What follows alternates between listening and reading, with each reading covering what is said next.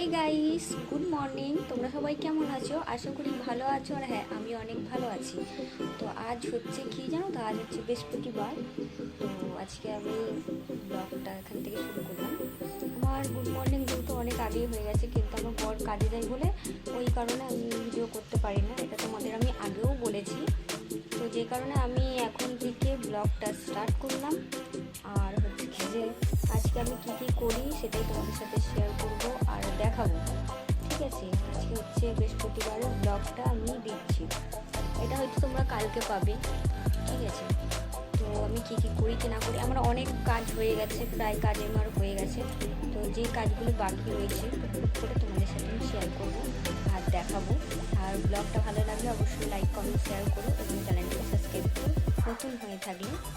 আর একটা কথা বলি, আমার চ্যানেলে যারা আছো তো একদমই নতুন, আমি কিন্তু সবাইকেই সাবস্ক্রাইব ব্যাক করে দিই। আর তাদের ভিডিওতে, আমার ভিডিওতে যারা লাইক কমেন্ট করে আমি তাদেরকেও লাইক কমেন্ট করি। এবং মানে আমার ভিডিওতে যারা করে আমি সবাইকেই করি। ঠিক আছে, তো যারা আমার ভিডিও দেখছো বা দেখো, ঠিক আছে, তারা কিন্তু আমার ভিডিওতে একটা করে লাইক কমেন্ট করেছো, আমিও তাদের ভিডিওতে লাইক কমেন্ট করবো। আমি করিও এটা। ঠিক আছে, এটা তুমি আমার প্রত্যেকটা ভিডিওতেই দেখতে পাবে। আমি সবাইকেই করে আসি, তাদের চ্যানেলে গিয়ে গিয়ে করে আসি। ঠিক আছে, এইভাবেই কী বলতো, সাপোর্ট করতে হবে একে অপরকে, তাহলে আমরা এগোতে পারবো। নয়তো কোনো দিন হবে না যে না ওর হচ্ছে বলে আমি মানে আমি করবো না বা কিছু, এরকম হলে হবে না। সবাইকেই করতে হবে। ঠিক আছে, সবার পাশে থাকতে হবে। একে অপরের পাশে না থাকলে কোনোদিন আমরা এগোতে পারবো না। আমরা তো আর খুব সেলিব্রিটি না যে অনেক অনেক আমাদের ভিউজ আছে, এই আছে। তো আমাদের এভাবেই চলতে হবে, কিছু করার নেই, সবাইকেই সবার পাশে থাকতে হবে। তো চলো, আমি এখন যেগুলো আমি কাজগুলো করবো সেগুলো তোমার সাথে শেয়ার করবো। তো চলো, এই যে বিছানা আমি তুলেই নিয়েছি, কারণ এত গরমে না আমরা উপরে আর মানে এই বিছানাতে শুতে পারি না, আমরা নিচে শুই। কারণ আমাদের ফ্যানটা দেখতে পাচ্ছ এইখানে ফ্যান, আর এইখানে হচ্ছে গিয়ে, আর উপরে দেখো ফ্যান নেই। ঠিক আছে, কারণ এই দিকটা আমাদের প্রচণ্ড নিচু, এত নিচু না, মানে যদি আমরা দাঁড়াই তো ব্যাস গলা কেটে যাবে। ওই কারণে ওই দিকটা আমাদের দেওয়া নেই, এই দিকটায় দেওয়া রয়েছে। এদিকটা একটু উঁচু রয়েছে বলে এইদিকে ফ্যানটা দেওয়া রয়েছে, আর আমরা এই নিচটাতে শুই। হ্যাঁ, নিচে শুলে হাওয়াটা ভালো পাওয়া যায়। এত গরম পড়েছে, তোমরা তো জানোই যে প্রচণ্ড গরম। আর এই অ্যাডভেস্টার তো প্রচণ্ড গরম হয়। যেই কারণে আমরা ওইভাবেই শুই, উপরে শুই না। আর আজকে হচ্ছে চাদরটাও আমি চেঞ্জ করেছি, কারণ অনেক দিন থেকে একটা চাদর পাতা ছিল। আর ওই দেখো চাদর মেলে দিয়েছি, সবই শুকানো হয়ে গেছে। আমি সব সকাল সকাল উঠে কেচে কুচে দিয়েছি। ঠিক আছে, আর এটার মধ্যে ব্ল্যাঙ্কেটটা রয়েছে, যেটা গরমকালে আমরা, এই শীতকালে আমরা ব্যবহার করেছি, আর গরমকালে এটাকে তুলে দিয়েছি। ঠিক আছে, আর এই জামা প্যান্টগুলোও কালকের, এগুলো সব এখন গোছাতে হবে। ঠিক আছে, আর আমার বাসন কোসন দেখো পড়ে রয়েছে, কারণ আমার বর গেছে কাজে, আর আমি এখন এইসব করবো। যা যা কাজ, সমস্ত কাজ আমাকে এগুলো করতে হবে টুকটুক করে। আর বড় অনেক কিছু করে দিয়ে যায়, ও যখন সময় পাই তখন অনেক কিছু করে দেয়। আমি গ্যাসটা এখন মুছে নিয়েছি, সবই আমার রান্না হয়ে গেলে আমি আগে গ্যাস সব মুছে নিই, সব কিছু মুছে টুছে রেখে দিই। আমি রান্না করেছি কি দেখবে, আজকে সেরকম রান্না করিনি। এই দেখো রান্না দেখো, আজকে আমি সেরকম রান্না করিনি, আমার বর খেতে চাইছিল না বলে। তো বাবারে কি মশা। এই দেখো একটু ডিম আলু ভাজা করেছি, এখানে অল্প ডাল আছে, ডিম বেগুন ভাজা, এটা আমার জন্য, বরকে দিয়ে দিয়েছি। এটা হচ্ছে কালকের পেয়ারা, যেটা আমি খাইনি, রেখে দিয়েছি, পরে খাবো। ঠিক আছে, আর এই দেখো এটা হচ্ছে মাছের তরকারি। তোমরা হয়তো বলতে পারো যে এত অল্প অল্প রান্না করো, কারণ আমরা দুজনে খাই। আর এটা হচ্ছে সকালের, আমাদের রাত মানে ফ্রিজ নেই, তো ওই কারণে আমরা রাত্রের রান্নাটা আবার করি, নয়তো নষ্ট হয়ে যায়। আর এখানে ভাত আছে, এই যে ভাত আছে। তো আমাদের এই রান্নাই হয়েছে আজকে, রান্না বান্না দেখিয়ে দিলাম তোমাদের। ঠিক আছে, এখানে বাজার দোকান রয়েছে। এরকম আমি এগুলো সব গুছিয়েছি, আজকে পরিষ্কার করেছি। আমাদের বাড়িতে এত ইঁদুর দেখবে, একটা ইঁদুরে, এত বাজে ইঁদুর, আমার কৌটো কেটে দিয়েছে। এমনি আমার কিছু নেই, এই সংসারটা পুরো নতুন করে সাজানো, কেউ কিছু দেয়ও নি, কিচ্ছু না, আমরা পুরো কিনেছি সব কিছু। আর এই দেখো কেটে দিয়েছে, কি খাবে বলো তো, কেটে দিয়েছে, কি আর করা যাবে, এটা আর ব্যবহারও করা যাবে না, তাও রেখে দিয়েছি। তো এগুলো আমি সব গুছিয়ে গাছিয়ে রেখেছি। এই তাকটাও গুছিয়ে রেখেছি, এই দেখো এগুলো সব গুছিয়ে রেখেছি। আমাদের বাসন বেশি নেই, অল্প অল্প বাসন আছে।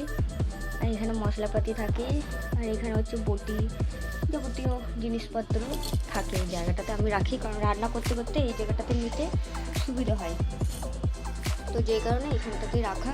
আর এখানে আমার এইটা আমি মিশো থেকে নিয়েছিলাম, ভেবেছিলাম কি বড়, আর এসে দেখছি মানে যখন এসেছে তখন দেখছি কি ছোট্ট এটা, জানো। তা এটার মধ্যে কি রাখবো, ওই কারণে এটার মধ্যে আমার সাজার জিনিসগুলো, সিঁদুর রাখি, এইসব টুকটাক জিনিসপত্রগুলো এটাতে রাখি। আর উপরে সেন্ট, তেল এগুলো থাকে। আর এই দেখো একটা আয়না, এই আয়নাটা আমাদের কেনা, আর এটা আমার দিদি দীঘাতে যখন গেছিলো তখন এটা কিনে এনেছে। এই আয়নাটা আমাকে দেখা যাচ্ছে না কারণ ফ্ল্যাশ জ্বলছে বলে, তো এই আয়নাটা হচ্ছে কি যে দিদি দিয়েছিল, মেজ দিদি। আর এখানে সব রয়েছে জিনিসপত্র। তো আমি আমাদের ঠাকুরটা দেখায়, আজকে হচ্ছে বৃহস্পতিবার, পুজো দেবো। এরকম আমি ফুল আর প্রসাদ এনেছি। ফুল আমাদের কাকিমা দেয়, ওই জন্য ফুল কিনি না, পুরো পরিষ্কার করতে হবে সব কিছুই। এরকম আমাদের লক্ষ্মী গণেশ। আর এই যে এই সিংহাসনটা, এটাও আমি মিশো থেকে নিয়েছিলাম। এই সিংহাসনটা এরকম কি সুন্দর না, ছোট্টর ওপরে। এই সিংহাসনটা আমি মিশো থেকেই নিয়েছি। আর এই যে আমাদের বড় মা, আজকে ঘট এগুলো সব আমাকে তুলে নিতে হবে, কলা ফলা সব নতুন করে পাততে হবে। এইখানে রয়েছে বাসন কোসন, এরকম 3টা করে 3টে থালা, এখানে আমার সব কিছু থাকে। তো আর এরকম দেখবে আমি একটা জিনিস কিনেছি, এই ব্যাগটা আমি কিনে এনেছিলাম। এই ব্যাগটা মানে সময়তে কিনেছিলাম, পয়লা বৈশাখে।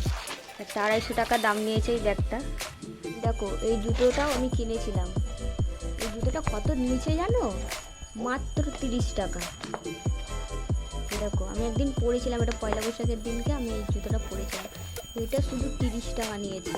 ভাবা যায় কি সুন্দর জুতোটা, দেখো 30 টাকা নিয়েছে, এত ভালো সেলেতে, খুবই ভালো। আর এইটা আমার শাশুড়ি মা আমাকে দিয়েছে, যখন আমি শ্বশুরবাড়িতে গেছিলাম তখন এই জুতোটা আমাকে কিনে দিয়েছে। এটা যেহেতু আমি খুব একটা পরি না, ঠিক আছে, মানে তোলা থাকে, এটা আমি তুলেই রেখে দিয়েছি, এটা আমি খুব একটা পরি না। কিন্তু এই জুতোটাও কি সুন্দর, এটা কত নিয়েছে না, তো 100 টাকা দাম নিয়েছে এই জুতোটার। এটাও খুব ভালো জুতোটা, 100 টাকা দাম নিয়েছে। এবার তোমরা বলো আমার ভিডিও তোমাদের কেমন লাগে, এইটা কমেন্ট করে জানিও। আর আমার ভিডিওটা কে কোথা থেকে দেখছে এটা প্লিজ যারাই দেখো না কেন একটু কমেন্ট করে জানিও যে তোমরা কোথা থেকে দেখছো আমার ভিডিওটা, ঠিক আছে। আমি থাকি হচ্ছে কি যে তুলিপুরতে, মানে কলকাতার দিকে আমি থাকি। এবার তোমরা সবাই বলবে যে মানে হুগলি ডিস্ট্রিক্ট, আমাদের ডিস্ট্রিক্টটা হচ্ছে হুগলি। তো এবার তোমরা একটুখানি আমাকে জানিও তো কমেন্ট করে যে তোমরা কোথায় থাকো, একটুখানি প্লিজ আমার বন্ধুরা কোথায় থাকে আমি জানতে চাই, ঠিক আছে। আমি এই প্রশ্নটা করবো ভাবি, কিন্তু করা হয় না, তো যেই কারণে আমি জিজ্ঞাসা করছি তোমরা কোথায় থাকো সেটা আমাকে জানিও, ঠিক আছে। আর সামনে হচ্ছে কি যে পুজো হচ্ছে, আমাদের কাকিমা পুজো করছে। চলো এবার আমার কিছু গল্প আমি তোমাদের সাথে শেয়ার করতে চাই, ঠিক আছে। ব্যাপারটা হচ্ছে কি যে আমি আর আমার বর দুজনে মিলে আমরা এই একটা ঘরেতেই থাকি, আমার শ্বশুর শাশুড়ি কেউ আমাদের সাথে থাকে না, তো আমরা দুজনেই এখানেই থাকি। আমাদের যে এই সংসারটা, আমরা এটা যে যখন আমরা বিয়ে করে নিই, আমরা পালিয়ে বিয়ে করি, আমরা যখন বিয়ে করে নিই আমার বাড়ি থেকেও মেনে নেয়নি, আর আমার বরের বাড়ি থেকেও মেনে নেয়নি। তা আমরা কিন্তু হাল ছাড়িনি, আমরা ভেবেছি যে আমরা এটা মানে আমাদের করতেই হবে, মানে আমি বিয়েটা করবই, ঠিক আছে। তো বিয়েটা করার জন্য আমরা অত কিছু ভাবিনি, কিছু না যে কি করব কি না বা কিছু, শুধু এইটুখানি ইচ্ছে ছিল যে আমি ওকে ভালোবাসি আর আমি ওর হাত ধরেই বেরিয়ে চলে আসবো, ঠিক আছে। কারণ আমাদের দুটো বাড়ি থেকেই বলেই দিয়েছিল মেনে নেবে না, ঢুকতে দেবে না ঘরেতে, এরকম বলেছিল। তো যেই কারণে আমরা একটা প্রথমে ঘর ভাড়া নিই, তারপরে ঘরের যেই যা যাবতীয় জিনিস আমার সংসারে তোমরা দেখছো সব কিছু আমরা দুজন মিলে একটু করে কিনেছি, A to Z। একটা সংসার চালাতে গেলে অন্তত মেয়েরা জানে, মেয়ে কেন ছেলেরাও জানে যে কতটা পরিমাণে কষ্ট করতে হয়। আমরা দুজন, আমরা যে খুব একটা বড় তাও নয়, আমরা ছোট্ট দুটো মানুষ, আমরা এই সংসারটাকে অনেক কষ্ট করে গুছিয়ে তুলেছি। এতটাই কষ্ট করেছি যে এখনও ভাবলে আমাদের মানে গা কাটা দিয়ে ওঠে, এতটা কষ্ট হয় ভাবলেই যে আমাদের যখন মেনে নেয়নি সেই সময়টা কি ছিল। হ্যাঁ, একটা বন্ধু আমাদের খুব সাপোর্ট করেছে, প্রচুর প্রচুর করেছে, ওর জন্যই আজকে হয়তো আমরা দুজন দুজনকে পেয়েছি। দেখো, বাড়ির লোকরা ঠিক মেনে নেবেই, আর আমি এটা জানতাম যে ওরা ঠিক একদিন না একদিন মেনে নেবে, কিন্তু ভালোবাসার মানুষটাকে হারিয়ে ফেললে আর কোনো দিন তাকে পাওয়া যাবে না, এটা আমি জানি। তো আমাদের বিয়ের কয়েক মাস পরেই আমাদের বাড়ি থেকেও মেনে নেয় আর আমার বরের বাড়ি থেকেও মেনে নেয়, কিন্তু আমরা এখনও ওখানে যাচ্ছি না, কারণ আমরা যাব ওখানেও জায়গা ফায়গা কিনুক, তারপরে আমরা ওখানে চলে যাব, ওই বাড়িতে চলে যাব, আমার শ্বশুর বাড়িতে। তা এখন আপাতত আমরা এখানেই আছি, কিন্তু এই জায়গাটায় এই যে মানে 1 বছর প্রায় হতে যায় আমাদের বিয়ে, এই একটা বছরে যে আমরা এখানে এত দিন ধরে রয়েছি, আমাদের যে বাড়িওয়ালা সে এখন আমাদেরকে এত ভালোবাসে, পুরো আমাকে মেয়ের মতো আর আমার বরকে ছেলের মতো। মানে এখানে কেউ এলে তাদেরকেও মানে কেউ যদি জিজ্ঞাসা করে আমরা কে হই বা কিছু, পুরো বলে মেয়ে, ওটা আমার মেয়ে আর ওটা আমার ছেলে, মানে এত ভালোবাসে।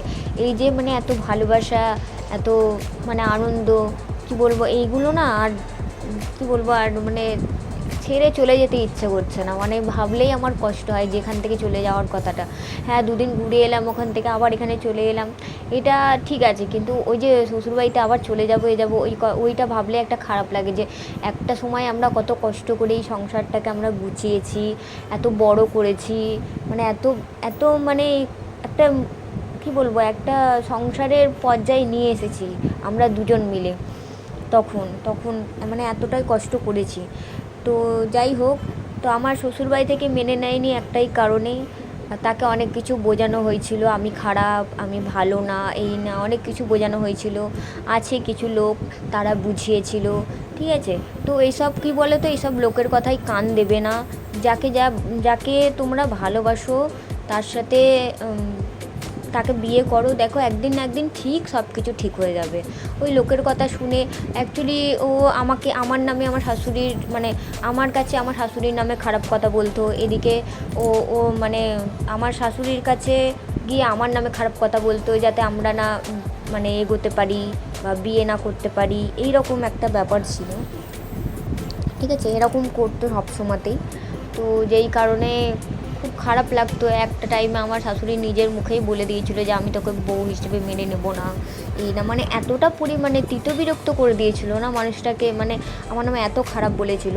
আর যখন আমি বিয়ে করে ওদের বাড়িতে যাই প্রথম, ওর মা আমাকে দেখেই অবাক, মানে এখন এতটা পরিমাণে ভালোবাসে আমাকে যে যাদের কথা এককালে শুনেছিল তাদের সাথে কথা বলা বন্ধ হয়ে গেছে, তাদের সাথে কথা বলা পর্যন্ত বন্ধ করে দিয়েছে আমার শাশুড়ি, আমাকে এতটা পরিমাণে ভালোবাসে, পুরো মেয়ের মতন। মেয়ে তো কম, মানে মেয়ের থেকেও বেশি কিছু হলেও আমাকে ভালোবাসে, কারণ আমার শাশুড়ির মেয়ে নেই, আমি হলাম বড় বউ, আমার শাশুড়ির দুটো ছেলে, তাই আমাকে মেয়ের মতো খুবই ভালোবাসে, আর আমরা অনেক ভালো আছি, অনেক, আর আমরা এইভাবেই ভালো থাকতে চাই সারা জীবন। ওই লোকের কথাই কান আমরা দিও না, যে যা করছে করুক যাক, তাতে আমার যায়ও আসে না আর গায়েও আসে না। তো ভিডিওটা এই পর্যন্তই, ভালো লাগলে লাইক কমেন্ট শেয়ার করতে, টাটা।